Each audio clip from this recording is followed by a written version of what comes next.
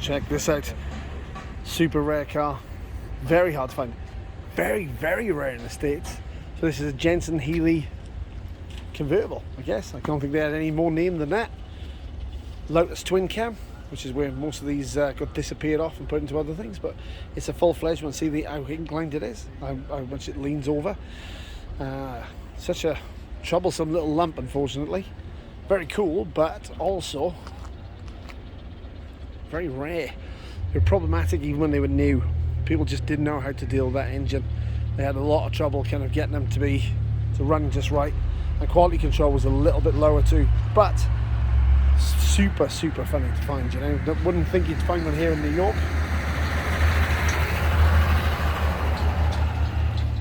4-speed gearbox, so overall this had sporting intentions, and this one's really nice. Like, it's a really good car. Like, you don't often see New York cars that are perfect, but this one appears to be. Lou's had this for quite a while. He cares for it at least quite a while, but I imagine he would have been one of the few people in New York that actually manages to do that. Really cool little thing to show you around. I mean, they are really small. It's hard to believe how many European sort of sports cars there are here in New York. When we go straight from that, this is the rest of Lou's lot. Just an incredible amount of stuff. That's the oddball in the lot, Oldsmobile 88. It's a runner and a driver, but it's been sitting around for a while. I think the gentleman wants to sell this on, so if you are interested, can get hold of me and I'll pass you on Lou's details. It's a good, solid car. Starting to feel not his first touch of youth, but still really cool. Look at this 220 SE. Wow, what a car. Most people will recognise this from the Hangover, but these were a seriously classic car when they were new. I mean, these were really rich people's cars. I mean, you can see how beautiful they are inside. Look at that. All the wood trim on the dash. Wow, beautiful colour in primrose too. Striking, in fact. Just a handsome car. Like, really handsome car. Probably 123, I think they are, these, if I remember right. Excuse me, I'm not really up on European cars so much, but there's plenty of these diesel ones in here, which is shocking. Look at that. Big Mercedes V8 kicking around on the floor. Sure somebody can tell me which one it is. I'd imagine it would be a 4.2 one, but I don't really know. But check this one out. Volvo P1800 E. So it'll be the injection one, and that'll be the American version of it. But it doesn't seem to have the big massive bumpers that most of the American things had, so it's probably a 72 or earlier. It'll be the fuel injected 1800 in these, just like the Saint used to drive. Lou said this car was beautiful when he brought it in, and now it's just a little bit careworn. In fact, actually, we should probably get a special guest Mercedes expert in here in a minute to talk about some of these cars. But check this out. I haven't seen an abandoned bar find like P1800 in years and years and years and years and years. It's probably Ox. Oh, no. Look at that. Volvo went crazy on the start on this because everybody basically accused them of making bricks, which is the way they kind of did it. But before this, the 122 and the Amazon and these were actually really beautiful. I think these were built by Jensen originally,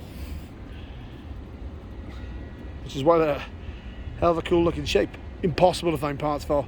Really expensive, especially if they're rusty. This one's got optional alloy wheels. I've never ever seen those on it. But most of you've never seen one of these before. Chris, would you like to talk about Mercedes? Well, sir, if you are looking for a Mercedes expert, who you need to talk to is actually David Klink, because I am an idiot who just knows R129s. Well, that's good, but I'm pretty sure you know more of these than me. The 300 turbo diesel there was a pretty familiar and common car in America, which is probably one of the only turbo diesels that are common here. Oh, that is absolutely true.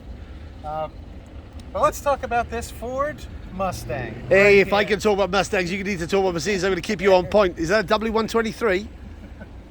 I don't know these things. I told you, David Klink. Call him.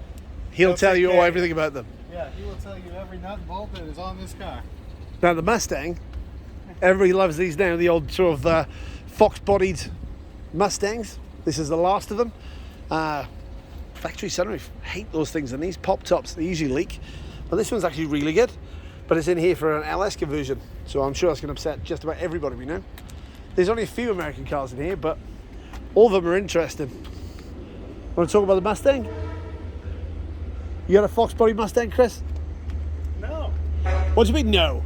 Never, like, I thought it was every American's duty to own a Fox body Mustang. No, I'm a Chevy guy. Really? I like third-gen Camaros and El Caminos. Where's your mullet? I shave it. Do you want to talk about the 220 SE? So the other car in here that's really interesting, apart from this, which I think they call a Pagoda top, you're all going to, I know that everybody's going to like pick me apart on these because I'm not 100% certain about most of these European things, but this, I think they believe they call it Pagoda. It's a 230 SL. Now these are beautiful. These really are a classic car. They're always massively expensive. I never could afford one. I always went to look at a few of them, but they were either terminally rusty or terminally expensive. Now, they were just a beautiful riding car. I mean, driving one of these is, you know, shows you got a bit of class, a bit of clout, and a bit of money, because they were never cheap. They were always kind of felt bespoke, and they drove beautifully, and they were utterly reliable. So if you wanted a classic car fix, you could afford one of these, this was the way to go. We had clap hand wipers for a later model car, but other than that, these just absolute class, man. Look at them. Everything about them is just a beautiful design. And the Porsche 914, which isn't a beautiful design.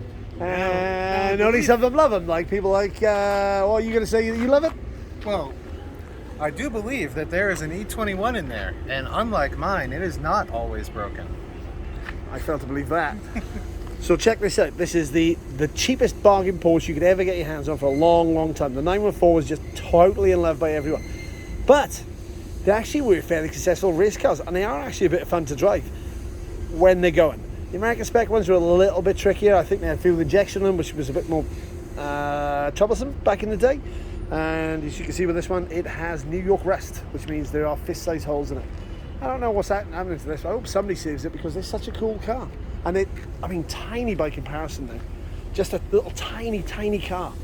And cool, like really cool.